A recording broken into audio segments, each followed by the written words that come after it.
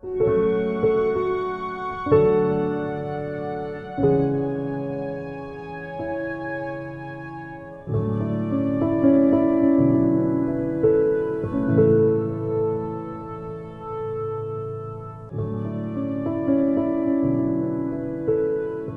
we want to talk about this font because this was something that Father Grimmel added. This was not part of the original church. If you recall, for those of you who have been here long enough, when you came through these doors, you were facing the altar, would have been straight ahead. And the pews were lined up in a normal cathedral fashion, one behind the other. And there were three, maybe four aisles going up. And that's how the church was laid out. Father Grimmel, when he remodeled the church, had the brainstorm of reconfiguring this entire structure in order to seat more people. And this is the arrangement of the pews that they came up with to seat the highest number of people. I remember at the time when this all occurred, there was a priest, he said to the pastor that was not a good idea, that people have a phobia about sitting in the middle of a long pew. They like to be near the end. So it's human nature, has nothing to do with anything. And they just laughed about that. And so this is the configuration they came up with, and this is what we have. Let me tell you about the font first, since we're here. The font has two levels. A pool, which is in the shape of a cross, and the font, which is here. For the most part, all baptisms could take place here. When this was constructed, there was this idea about reintroducing baptism by immersion. And probably for that reason, the pool was created. Up until recent times, we did use this pool during the Easter season. When adults were being baptized, they would stand in the water and water would be poured over them, and they would have these baptismal white garments on. Presently we're not following that procedure, but it still could be functioning that way. The water goes from this font down to the pool, underground through a series of pipes, a filter in the sacristy, and then back here to the font. So we have constantly circulating water. When you walk by here later on, you can actually hear the water flowing. It's always constantly running and being filtered. The different times we add different chemicals to the pool, that creates this temporary foaming that you see taking place here now. The reason it's located here is to remind us each of our own baptism. So you can hardly not remember it or think about it because you trip over it when you walk in almost. And it also serves as both a water for blessing yourselves, either from here or there. The Paschal candle is lit for the first time during Easter, the Vigil Mass. A fire is built outside in the parking lot. It's a contained fire and a regular fixture built for that purpose. And from that fire, this candle is then lit, and we go through a ceremony. And part of that ceremony is the placement of these pegs, which form the shape of the cross. And you will see the Alpha and the Omega, the beginning and the end. So our lives begin and end here. The reason I say begin and end, because the only other time this Paschal candle is lit, except for the Easter season, it's lit at each baptism and it's lit for each funeral. So we do go through the beginning and the end here at this font. Okay. And that's part of the burial ceremony when they bless the casket. Sometimes, and in some churches, they prefer to come here And Father Grimmel used to make a more of a production out of it, and he would bring the casket here. He would use hyssop branch and take the water from the font and actually bless the casket, which I thought was a beautiful, beautiful symbol. And it really tells us what's the whole story of what's going on, just that little action. So that was the way he liked to do things. Anyway, that candle is then brought into the church at the Easter Vigil Mass. All the lights are extinguished, the whole church is totally dark, and only that candle is burning. 3 times, once at the front doors, once in the back of the church, once in the middle of the church, and again at the front of the church. The candle is carried in, raised high. We chant, Christ our light. The people respond, and then they light their candles from this candle.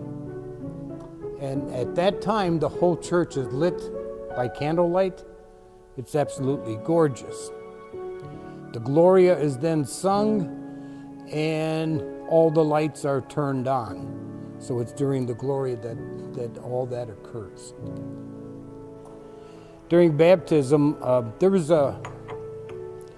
most churches have what they call an ambry, which you'll find 3 different oils inside of that ambry in these kind of containers. It's the oil of the catechumens, it's the oil of chrism, and the oil of the sick. These oils are consecrated during a special mass that all priests attend. And then those oils are brought from that church, which would be Holy Name Cathedral, to our church, to the individual churches from there. So that's how we get these oils. They're consecrated at that Mass. Okay. Every infant is consecrated with both the oil of chrism and the oil of catechumens. Okay, if you just look at that statue right there, the first statue, you'll notice that that is the statue of Saint Peregrine. Saint Peregrine is the patron saint of cancer or cancer patients. Saint Peregrine had a wound on his leg that never healed. That was a cancerous wound. After he was diagnosed with cancer, that wound was miraculously healed, and he lived for an additional 20 years. That's why he is the patron saint of cancer patients. If you're wondering who do you pray to when someone in your family or yourselves have cancer, that's the saint you want to pray to. There is anointing that could also, there's oil that they use to anoint also with, as part of a ceremony. Okay. The first stained glass window that I want to talk to you is right here, and you'll notice that above each of those stained glass windows there is a section of plain glass. As I told you out in the narthex, this room was originally built to be a gymnasium. All the glass was plain glass. When Monsignor O'Day decided to turn this into a permanent church, he lowered the ceiling. All those clear glass windows were above the ceiling line and never seen. That's why they were left plain. He also commissioned the stained glass windows. So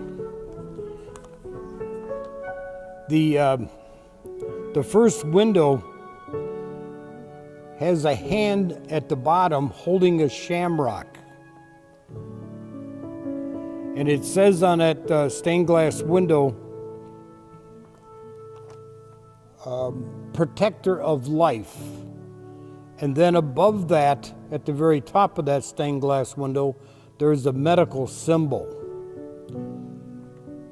When Father Shaw first came here, there was no building here at all. They had just purchased the property, and the first Mass that he said in Oak Forest was at the hospital. So that was the beginning of St. Damian, and that's why the parish is called St. Damian, because of the fact that Damian and Cosmos and Damian were the patron saints of doctors, physicians, surgeons, and druggists. And on the window down here, there is also a symbol of pharmacists. So that's how that window worked out. A lot of time people ask me about the shamrock that's in a couple of the different windows, and that window, well, the thing you have to remember is Monsignor O'Day's name, and that explains the whole story. Huh? He got his bit of Irish on us. And there was also, at that time, a large contingency of Irish people living in Oak Forest. It doesn't seem to be that way as much anymore, but there's still a lot of Irish people here. So that's, I think, one of the reasons for the shamrock. And then let's just move down here to the next window. If you look close at some time, you'll find an image of a person's face at the bottom of that window. You need to understand that Monsignor O'Day was very much about people and about family life. And that window represents people coming to St. Damian's to receive communion, or the Eucharist, if you will. So that's kind of it's symbolically represented in that window. In the next window, you could make out the word St. Damian even from here, and you could also see at the bottom there a candle. You can see the candle and its holder, and that circle is the light shining from the candle. And it's really about St. Damian being the light of the community, bringing light to the community, bringing Christ to the community. And if you go up that window, you'll find that symbol of pharmacies and pharmacists up on the top there. It's that thing they crushed up medication in. Thank you, mortar and pestle. Okay, the fourth window, we could probably guess it's a figure of a person. Who might that person be? Anybody want to guess? Anybody ever look at those windows? St. Damian. Now here is the fact. St. Damian probably was martyred around 270. There were no cameras. They never had a picture taken. Nobody knows for sure what Cosmos or Damian actually looked like. He is holding an arrow in his hand. Cosmos and Damian were tortured so they would deny their faith. One of the methods they used of torturing them was to shoot arrows while they knelt on the ground. And that's why he's holding an arrow. Sometimes you ever see a statue of a saint depicted holding their head? That's because they were beheaded. Sometimes the head will be laying, or a skull lays at their feet.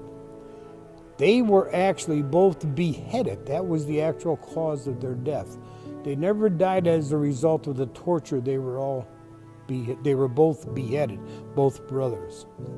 The other hand is holding a medicine jar or salve. Nobody knows for sure what the artist was depicting. Just beyond those doors is where the wall that came across and created the rest of that a sanctuary was right where we're at now, and the altar was here. That was part of a sacristy, and the other side was also part of a sacristy. And that was a plain glass window. Father Grimmel, when he did his remodeling, he's the one that actually designed and built that window. And Father Zolfo, do you remember Father Zolfo? The two of them put all that glass together and created that window. That statue that is in that corner is Saint Michael the Archangel. Saint Michael is up there protecting the church.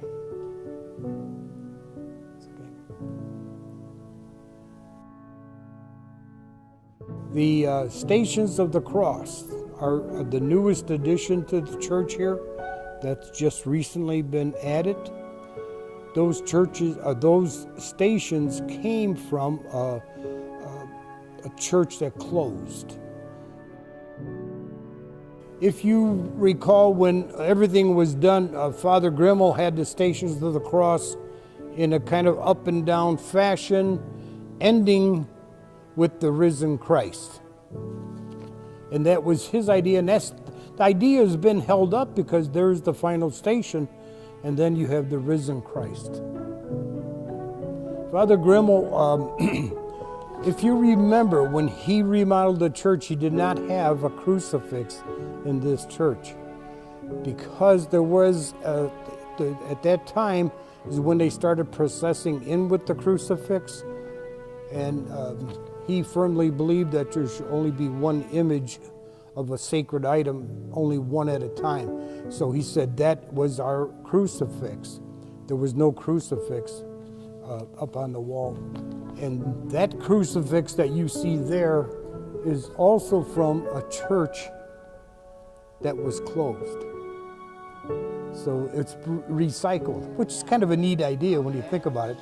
And the other thing that most people, for some reason, never see, but when you leave here, and before you go out the doors, you'll notice a corpus of Christ hanging. That's the original crucifix from the church. Okay? Now, let me give you a little history of that crucifix. That crucifix was given to St. Damian's from Oak Forest Hospital when they first did the church. Does anyone remember where the original church was? Yes. No. It was down here in what is today called O'Day Hall. Okay? And that's where our church was for, I don't remember how long, but several years before this building was then built and it was moved here. Okay? The remodeling under Father Grimmel happened in 1994.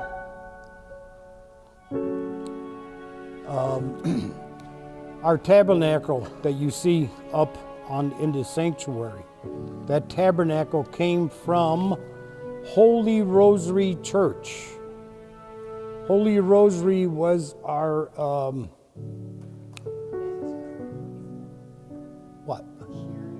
Sharing Parish. Very good. That came from Holy Rosary. Father Meany purchased that from Holy Rosary, or Holy Rosary gave it to us. He had it replated and brought into his newer condition that we see it in now.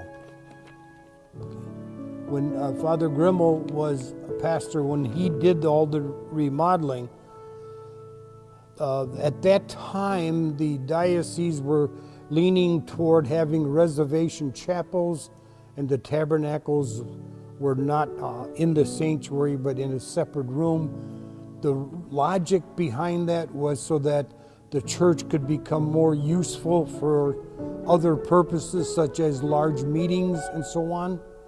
And it was Father Meaning that brought the tabernacle back into the sanctuary. Let me tell you a little. Everybody knows about the choir. I think that's a very nice, beautiful organ that we have. It'll play almost any instrument in combination. It has the tape recorder. You can record songs and play them back. So you could really do a zillion things with that. Let me tell you a little bit about Mary. An artist, a woodcarver by the name of J.R. Katawas was hired to do that statue. The only instructions that he was given, Father Grimmel told him, I want a strong Jewish woman, not a 14-year-old girl. That's what he told him. And if you kind of look at her, you can see it almost. You can see he accomplished that, you know. And she is standing on the world, and a serpent or snake is under her feet. So the same serpent that tempted Adam and Eve is what she is crushing. She is, of course, the new Eve. That window there is shepherds in the field. And I say shepherds, and I'm not sure, but it just reminds me of shepherds playing a little instrument. They played the lyre. Another window on the far end where it says it has a cross. It has the Eucharist representing Christ. He died on the cross, and he is risen. At the bottom of that window it says, he is risen. Okay, the other statue there is of St. Joseph, and that is one of the two surviving statues from, and that's wood, hand-carved wood, from the original church down the hall. Okay, that's St. Joseph. Can anyone guess where the Blessed Mother is? Any ideas? Anyone ever see her? Yes. If you go to a basketball game, you would see her. Because she is in the gymnasium, the entrance of the gymnasium. That's the mate to that statue. That is the mate to this. They were a matching set of statues. Okay, Joseph and Mary. In the other church, it was the Joseph side and the Mary side. And that's the way it was. The altar, the amble, the president's chair, the deacon's chair are all made of Purple Heart wood. Very hard and a very rare wood. And that's why they were chosen. The boards were originally purchased and the lumber was still green. And when they discovered that, they decided they would cut it into veneer and veneer the items so that, because they were fearful of cracking. But they outsmarted themselves because it's still cracked. And they never discovered that until it was all built. And it was sitting in here and it started cracking. So it's close to the right color, but because of that cracking, they had to be stained. And it did lose some of the deep purple color that wood naturally changes as it ages. That final statue on that far wall is again St. Damian, and you'll see that same writing that they picked up from the stained glass windows that talk about being the protector of life. And of course, Damian and Cosmos were both protectors of life because they were medical doctors. And in fact, they are actually credited with the first transplant of a leg. And they put an Ethiopian's leg on a white person, and he had a black leg. And that's supposedly a true story. Now, how do you prove that? I don't know. I don't even know how that was ever handed down, but there are pictures depicting that you'll see sometimes. If, on our way up, let's go up the steps into the sanctuary. I'm going to uncover, we're going to walk past this relic here of St. Damian, and then on the altar, there's an altar stone embedded in the altar that contains a relic of St. Damian. So being that this is the feast of St. Damian, you could touch this relic, you could touch that relic if you would like. The little dot in the stone here is where that relic is. And when Father Meany had this marble added, he cut out so that this stone could be fitted in. So you may walk up here and touch that.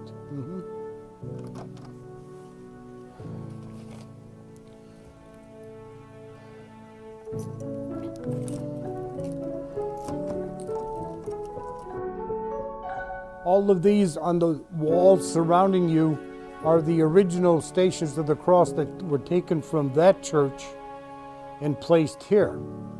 Let me just tell you a little bit about these stations, just to show you the history behind them. The part that depicts the figures are from the original Stations of the Cross that were in the original church. They were removed and placed on these Purple Heart crosses. DeMarco is the one who actually, I think, did that. And so you can see that there's a lot of history here, and that they were, and when they were removed, that's why they were put in this room, so that people can continue to pray the original Stations of the Cross. Not that one will get you any more points than anything else, but it's interesting to note that. The stained glass windows in this room were all the ones I told you about that were put together by the priest and other people who helped do them. So these were not professional windows. There are some current plans underway, fixing this room to a little bit nicer, and the tabernacle is going to be highlighted. And I think a picture of, or a stained glass of an angel on either side of the tabernacle will be in those windows there. If it's eventually going to be done, I don't know what the time, but it's part of that Renew Our Church, that's going on. And that's how the new stations were put in, and that's how it's continued.